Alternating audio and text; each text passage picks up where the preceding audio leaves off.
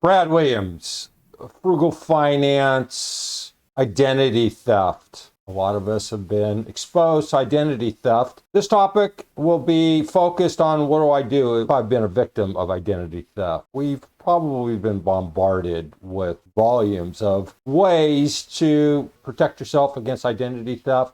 This information is from CFPB.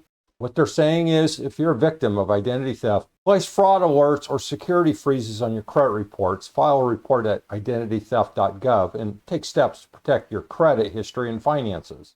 What should I do immediately upon identity theft if you're currently dealing with identity theft? There are important steps you can take right away, including closing your accounts and reporting the identity theft to the police. Visit the Department of Justice and IdentityTheft.gov to learn more. How can I protect my credit after identity theft? Contact any of the 3 nationwide credit reporting companies, Equifax, Experian, or TransUnion, place a fraud alert and security freezes on your credit reports. Here's the information as it relates to the 3 reporting agencies. Why should I set up a fraud alert? That's a great question. A fraud alert requires creditors who check your credit report take steps to verify your identity before they open a new account, issue an additional card, or increase the credit limit on an existing account based on a consumer's request. When you place a fraud alert on your credit report at one of the nationwide credit reporting companies, it must notify the others. There are 2 main types of fraud alerts: initial fraud alerts and extended alerts. Service members also have the option of an active duty alert. When should I place an initial fraud alert? To place an initial fraud alert on your credit report if you believe you are or are about to become a victim of fraud or identity theft. Credit reporting companies will keep that alert on your file for 1 year. After 1 year, the initial fraud alert will expire and be removed. You have the option to place another fraud alert at that time. When you place an initial fraud alert, creditors must take responsible steps to make sure the person making a new credit request in your name is you before granting that request. You provide a telephone number. Creditor must call you or take responsible steps to verify whether you're the person making the credit request for granting the credit. You place an initial fraud alert on your file, you're entitled to order 1 free copy of your credit report from each of the nationwide credit reporting companies. These free reports do not count as your free annual report from each credit reporting company. When should I place an extended alert? If your identity has been stolen and you have filed an identity theft report at IdentityTheft.gov, you can place an extended alert on your credit report. An extended alert is good for 7 years. If you have an extended alert, a creditor must contact you in person, on the telephone, or through another contact method you choose to verify if you're the person making the credit request before extending the credit. When you place an extended fraud alert on your file, you're entitled to order 2 free copies of your credit report from each nationwide credit reporting company over a 12-month period. Your name will also be removed for 5 years from the nationwide credit reporting company's pre-screening marketing list for credit offers and insurance. What is active duty alert?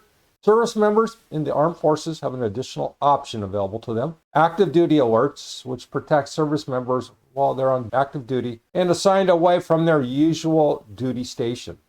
This alert requires businesses to take responsible steps to verify your identity before issuing credit in your name. These alerts last for 12 months unless you request that the alert be removed sooner. If your deployment lasts longer than 12 months, you may place another alert on your credit file.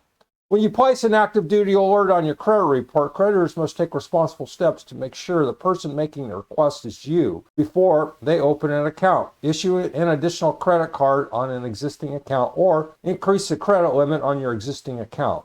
Your name will also be removed for 2 years from the nationwide credit reporting company's pre-screen marketing list for credit offers and insurance.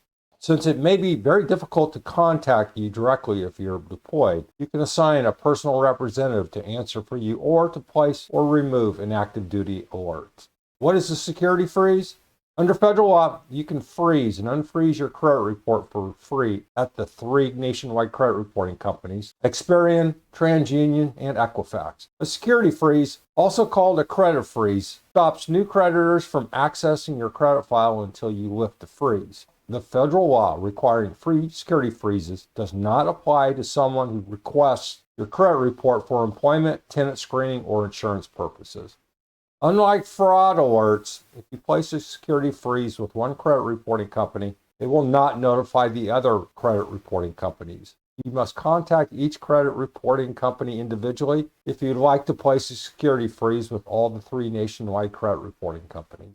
Because most businesses will not open credit accounts without checking your credit report, a freeze can stop identity thieves from opening new accounts in your name. Be mindful that a freeze doesn't prevent identity thieves from taking over existing accounts.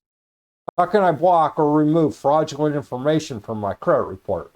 If you've been a victim of identity theft, you can also get credit reporting companies to remove fraudulent information and debts from your credit report, which is called blocking. To do this, you must send the credit reporting companies an identity theft report, which can be done through IdentityTheft.gov, proof of your identity, a letter identifying the fraudulent debts and information on your credit report. Through IdentityTheft.gov, you can also get a sample letter to send to the credit reporting companies. Remember, you can use identity theft reports only for debts that are the result of identity theft. Credit reporting companies may decline to block or rescind a block if you make a material misrepresentation of fact about being a victim of identity theft, or if you've got goods, services, or money as a result of the block transaction. 4 business days after receiving your request, the credit reporting company must block that information from your credit report. In addition, they must tell the companies that provided the information that someone stole your identity. Once notified, creditors can't turn identity theft-related debts over to debt collectors. If you need to dispute a debt that is not the result of identity theft, read How Do I Dispute an Error on My Credit Reports. This information will be posted below.